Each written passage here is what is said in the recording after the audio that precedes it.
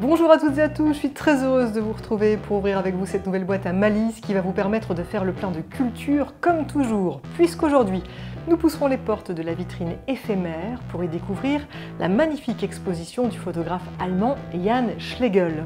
Nous nous préparerons à faire la fête à l'occasion du premier Blida Festival qui nous donnera l'occasion de faire connaissance avec l'ensemble des résidents et de vibrer au son des nombreux concerts proposés. Vous verrez également que la conserverie a reçu un très joli prix. Et puis bien sûr, je vous réserve quelques belles idées de sortie et notre clip de la semaine.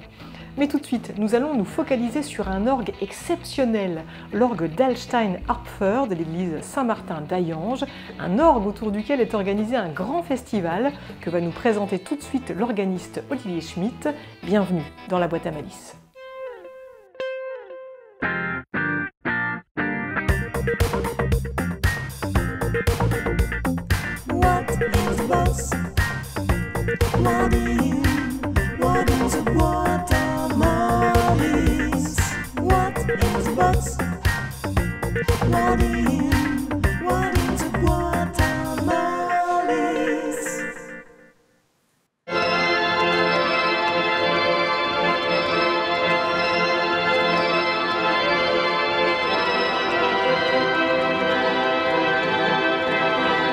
Olivier Schmitt, bonjour. Bonjour Alicia. Merci de m'accueillir ici. Nous sommes un petit peu dans ce qui pourrait être votre deuxième maison puisque nous sommes à l'église Saint-Martin d'Hayange. Et il se trouve que c'est une église qui abrite un orgue monumental, un orgue d'exception dont vous êtes le titulaire. Voilà. Et c'est bien pour ça que je dis que c'est un peu votre deuxième maison. Oui.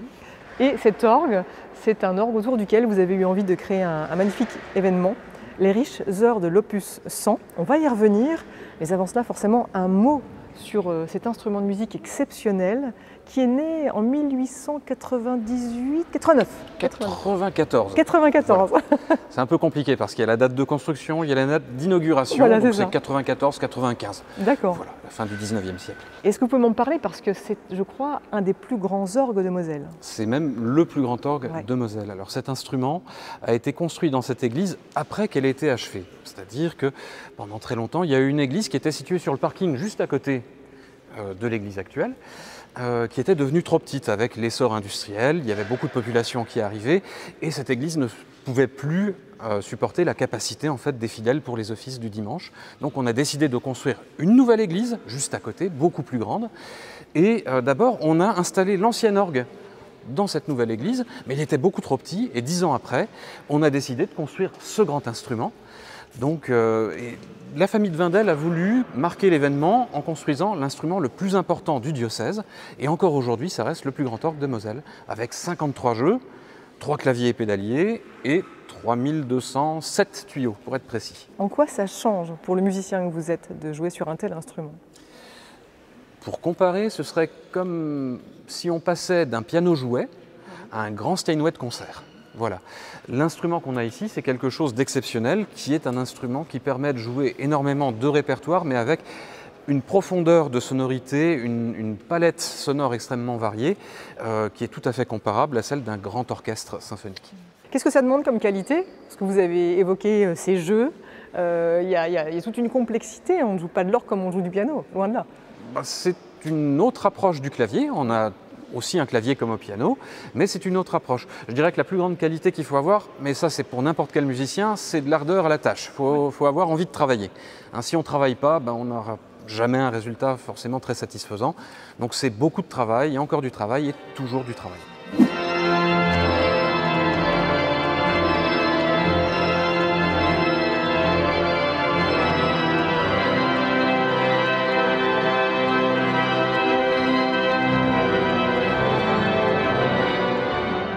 L'orgue, c'est un instrument à vent, donc on a à l'intérieur, dans le sous-bassement, la partie qui est en bas, 2 grands soufflets superposés qui vont aspirer de l'air, qui vont le mettre sous pression, et cet air sous pression devient du vent, c'est-à-dire qu'il a une force et une direction.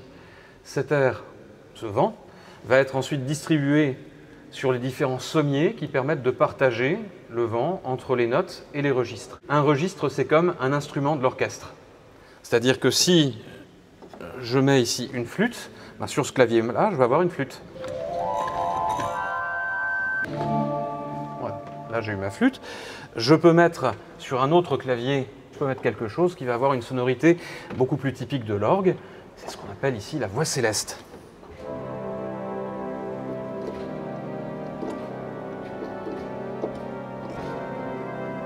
Voilà, donc ce vent est partagé en fonction de ces différents rangs de tuyauterie qu'on peut isoler, qu'on peut réunir ensemble. Je peux mettre tous les registres ensemble, ça donnera une sonorité très grandiose, c'est ce qu'on appelle le tutti de l'instrument, qui correspond à un forté de tout l'orchestre ensemble. Donc on a un certain nombre d'accessoires avec lesquels on doit jouer, qui se trouvent devant le pédalier ici. Donc pendant qu'on est en train de jouer, on doit enclencher des choses à droite, à gauche, comme ça, pour pouvoir faire des appels de ces différentes choses. Alors la particularité de l'orgue, c'est que c'est un instrument qui va allier un très grand nombre de tuyaux pour créer une sonorité globale. Pour chaque note de chaque registre, on a un tuyau. C'est pour ça que dans un orgue comme celui-ci, on arrive à plus de 3200 tuyaux, comme je disais tout à l'heure. Et c'est cette richesse des différents timbres, cette palette sonore qui va en faire tout l'intérêt. On peut utiliser des nuances très subtiles, on peut après faire des choses beaucoup plus crues au niveau des couleurs, avec, comme on peut trouver chez les peintres fauves par exemple, où on pourrait avoir des choses beaucoup plus subtiles, beaucoup plus douces.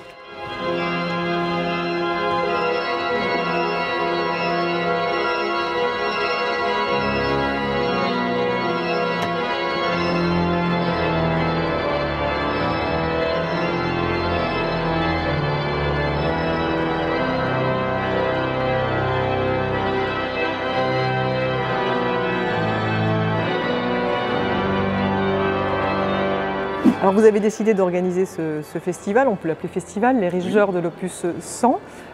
C'était l'envie de valoriser cet instrument ici à Hayange, de créer vraiment quelque chose autour de lui pour lui rendre hommage et puis peut-être le faire découvrir aussi. Oui, alors entre autres, je dirais l'instrument, parce que quand on rentre dans cette église, on se rend compte qu'elle est riche d'un très grand patrimoine.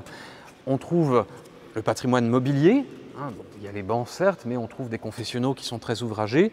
Il y a le mobilier liturgique, qui est lui aussi de très belle qualité. On a les vitraux, qui sont de très belle qualité aussi, avec des techniques particulières qui étaient assez révolutionnaires pour l'époque, puisqu'on a fixé certains visages par procédé photographique, par exemple sur les plaques. Ce n'est pas dessiné.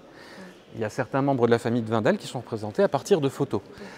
On a aussi des effets de profondeur qui sont créés par des superpositions de verres différents. Donc comme ça, on a vraiment une impression de perspective qu'on n'a pas forcément sur un verre simplement peint. On a la statuaire. Alors la statuaire avec les maîtres-autels. On a aussi des statues qui anciennement étaient sur le clocher qui ont été descendues. Voilà, c'est un très beau bâtiment. Et la cerise sur le gâteau, si on peut dire, c'est l'orgue. Donc l'association Organum Hayange a vraiment pour vocation de valoriser tout ce patrimoine. Et l'orgue, c'est le vecteur principal en fait, parce qu'il permet avec les concerts, de faire venir les personnes qui découvrent à ce moment-là cet édifice qui est effectivement peu connu.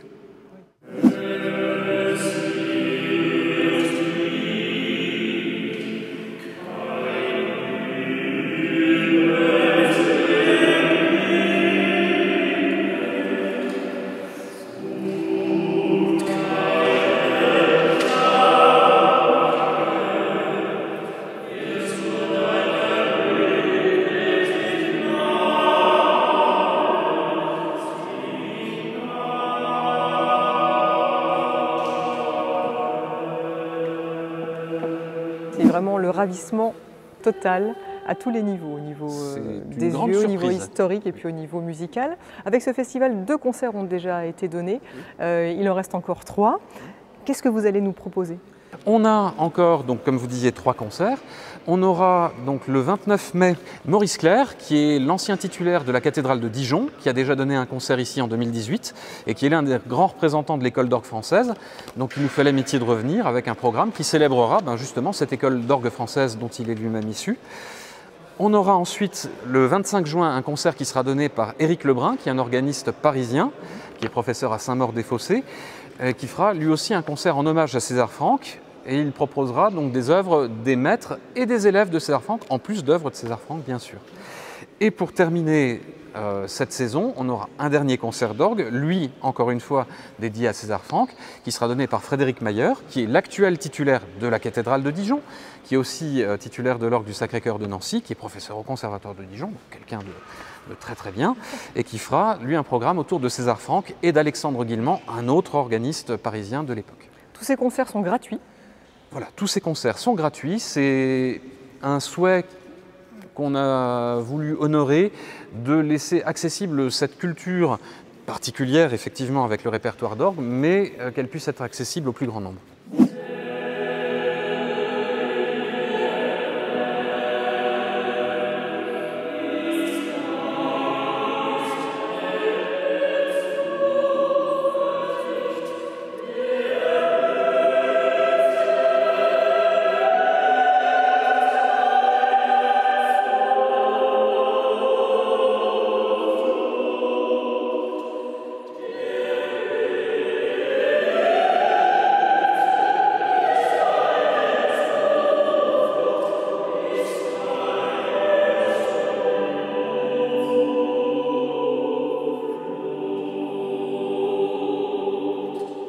En parlant de plus grand nombre, j'imagine que vous invitez tous les téléspectateurs à se rendre ici, parce qu'on pourrait se dire une église, ça n'est pas pour moi, la musique classique, l'orgue, ça n'est pas pour moi, mais non, là vous êtes là pour nous dire tout le contraire, justement. Oui, Venez. La musique, c'est quelque chose qui peut toucher n'importe qui. On n'a pas forcément besoin d'avoir une culture musicale dite savante, entre guillemets, peut-être? Oui, voilà. La musique, c'est quelque chose qui peut toucher n'importe qui. Il suffit simplement de se laisser porter par cette musique. Et les musiques qu'on propose ici sont des musiques qui peuvent porter et transporter n'importe qui. Eh bien, le rendez-vous est pris, puis on n'hésite pas à se rendre sur votre page Facebook pour avoir toutes les informations et puis justement à bien noter ces dates dans nos agendas. Merci beaucoup, Olivier. Merci à vous.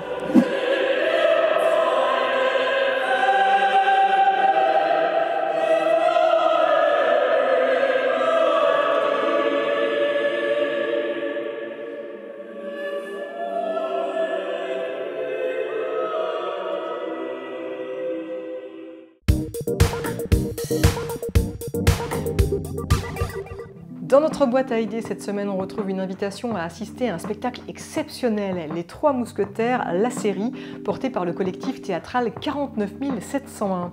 Il s'agit d'une pièce déambulatoire, en 3 actes, qui va se dérouler en extérieur toute la journée du jeudi 26 mai au parc du Schlossberg et au centre de congrès du Burghof, à Forbach.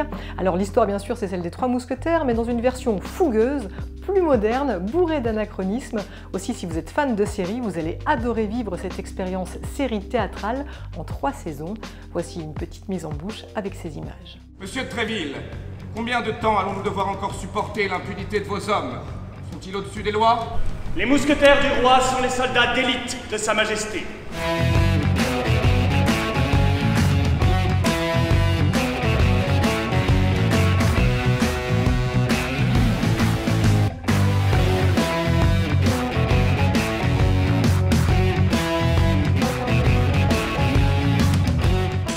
Humour et action seront donc au rendez-vous de cette création épique au grand air qui se destine à tous les publics. Vous pouvez donc venir en famille. N'hésitez pas d'ailleurs à apporter votre tabouret ou votre chaise pliante, je le rappelle. Le spectacle est déambulatoire. La première représentation aura lieu à 10h30, la seconde à 14h30, la troisième à 16h30. Vous pouvez donc vous faire l'intégrale ou choisir de n'assister qu'à un seul spectacle car chaque représentation est indépendante et un résumé des épisodes précédents vous sera fait à chaque saison. Bref, ça se passe le jeudi 26 mai, ça sera génial et ça sera à partir de 10h30 au parc du Schlossberg et au centre de congrès du Burghof de Forbach. Cerise sur le gâteau, la boîte à malice et le carreau de Forbach vous font gagner 2 places pour cette journée. Pour accéder à notre jeu concours, rendez-vous sur notre page Facebook. Je croise les doigts pour vous. Prenons maintenant la direction de la vitrine éphémère à Metz qui accueille en ce moment l'exposition du photographe allemand Jan Schlegel, photographe reconnu dans le monde entier, un monde qu'il explore d'ailleurs de bout en bout pour nous livrer des photographies de peuples, de tribus menacées par la mondialisation, photographie qui touche au cœur, rencontre.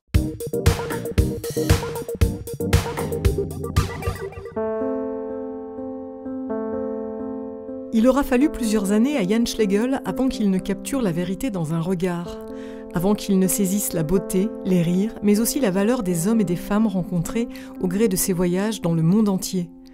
Au gré des prises, il aura fallu changer de perspective pour ne plus garder que l'humain, la connexion. Cette connexion qui le lie aujourd'hui à ses modèles et qui s'opère entre nous et ses photographies. Je ne veux pas être un touriste qui se rend sur place, prend des instantanés, regarde son écran et ensuite passe à autre chose. Pour moi, et dans le cas de ces photos, il est très important que je me connecte avec les gens, que je gagne leur confiance, qu'ils comprennent qui je suis et que je les comprenne moi aussi. Alors avant de les photographier, j'installe avec leur autorisation ma tente anti-moustique au milieu du village. Et pendant 5 jours, je ne prends aucune photo. 5 jours pendant lesquels Jan Schlegel passe du temps avec les habitants, partage leurs repas, leurs veillées, et c'est seulement à l'issue de ces 5 jours qu'il leur explique sa démarche et leur adresse son souhait de les photographier. Un souhait toujours exaucé. Les enfants sont toujours les plus courageux, ils viennent me voir en premier. Ensuite, ce sont les femmes. Et seulement à la fin, ce sont les guerriers qui donnent leur accord et souhaitent eux aussi faire partie de la photographie. C'est tout un protocole qui se met alors en place, car Jan Schlegel travaille à l'ancienne, de la prise de vue au développement. Sur place, le photographe monte un véritable studio, règle ses lumières et capture les instants en argentique avec sa chambre photographique. Une technique qui seule le comble pour la qualité du noir et blanc obtenu et pour la proximité qu'elle offre avec ses sujets, un éloge à la lenteur et à l'intime en somme. J'aime énormément cet appareil, car tu n'es pas caché derrière l'objectif. Habituellement, lorsque tu prends une photo, tu es caché derrière le boîtier et ensuite tu regardes ton écran. Tu n'es jamais connecté avec ton sujet, avec ton modèle, avec la personne que tu prends en photo. Avec cette chambre, je fais le point et je reste à côté de l'appareil. Je garde le déclencheur dans ma main et je reste en permanence en interaction avec mon modèle.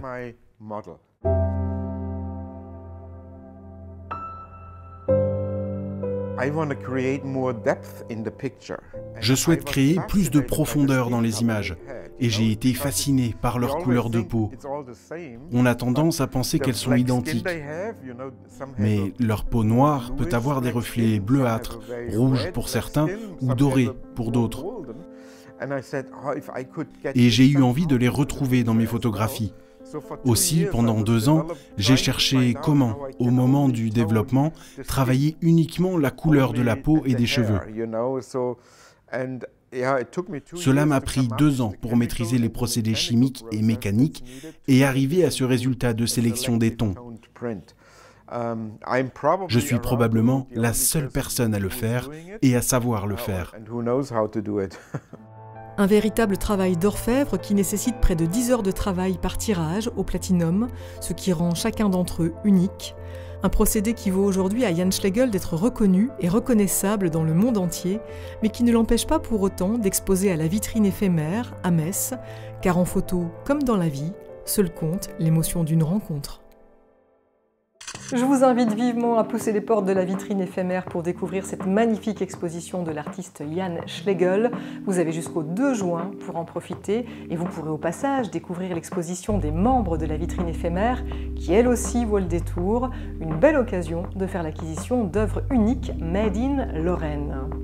Et restons dans l'univers de la photographie pour nous intéresser maintenant à la Conserverie, un lieu d'archives toujours à Metz, un lieu qui se consacre entièrement à la photographie dite de famille. Des expositions y sont organisées tout au long de l'année et des livres sont également édités, comme du vent au bout des doigts. Anne Delrez, la directrice des lieux, nous avait présenté d'ailleurs cette exposition édition il y a quelques temps dans la boîte à malice. Écoutons-la. J'ai demandé aux gens d'aller chercher des photographies où les gens sont en contact avec un oiseau. Et donc ça, c'est la résultante de mes recherches dans le fond iconographique, des choses qui se répètent. Et moi, ce qui m'intéresse, c'est le partage de tout ça. Le fait qu'il y ait de grandes chances que tu en aies dans ton album, que la dame qui passe tous les matins, que la factrice qui vient aussi, que Jean-François en ait un aussi. C'est ça qui m'intéresse, c'est ce point commun, cette chose à la même hauteur. Ce qui nous lie quelque part aussi. Voilà, quel que soit le milieu social, quel que soit le milieu culturel, tout ce qui fait qu'on est touché par les mêmes choses.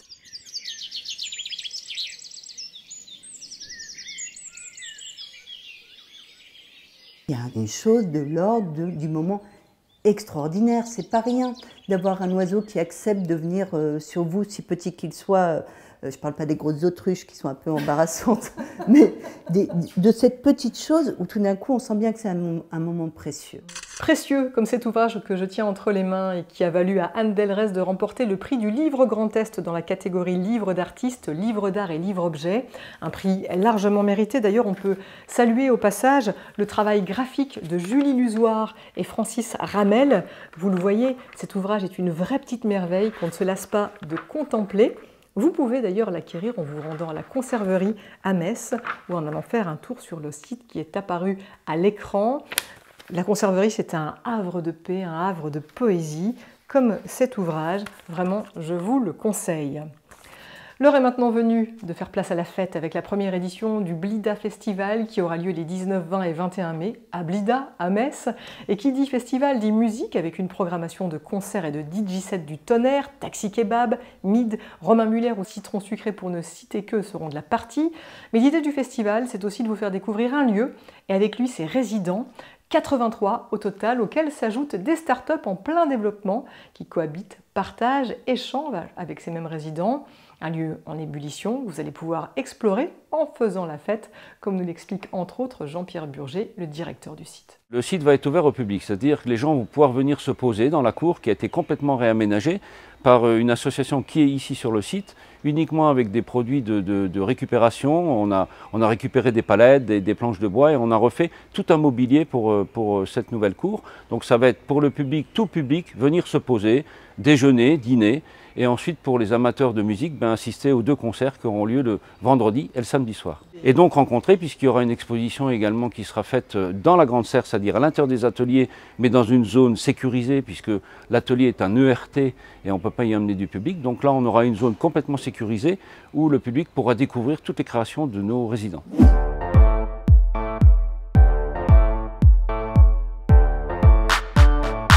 Dans l'association, on s'occupe de faire des constructions à base de matériaux réemployés. Donc on essaye de prendre des matériaux d'anciennes scénographies ou d'anciennes installations. Là, par exemple, on en a beaucoup de bois qui a été récupéré sur des anciennes rampes de skate. Et donc on les démonte et on essaie d'en faire des nouvelles choses. Donc il y a Blida qui nous a commandité l'aménagement de la cour pour le festival. Donc là on est en train de faire du mobilier, beaucoup d'assises, on a fait un kiosque aussi pour la cour, tout à base de matériaux réemployés. Et ça servira même après le festival pour les résidents de Blida.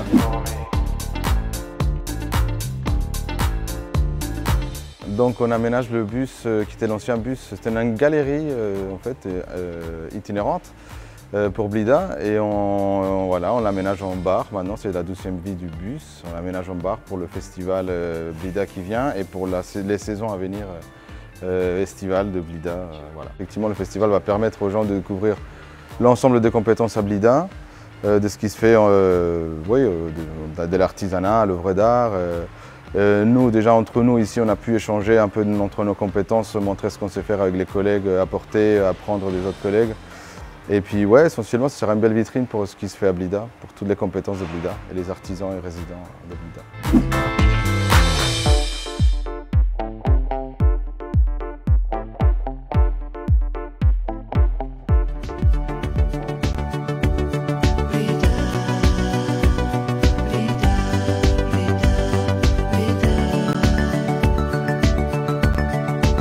Et notez que des visites guidées sont également proposées, autant dire que vous allez passer un merveilleux week-end. Et si j'ai évoqué quelques noms de la programmation musicale, eh bien je vous propose maintenant d'en découvrir quelques extraits, histoire de vous mettre dans l'ambiance.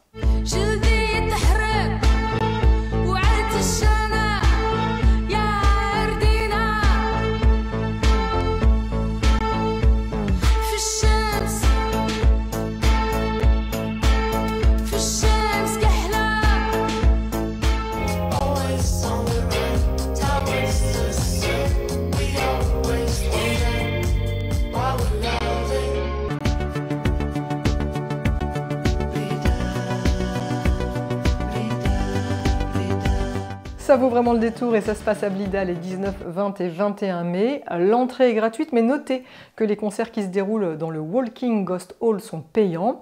Allez faire un tour sur le site qui est apparu à l'écran pour en savoir plus.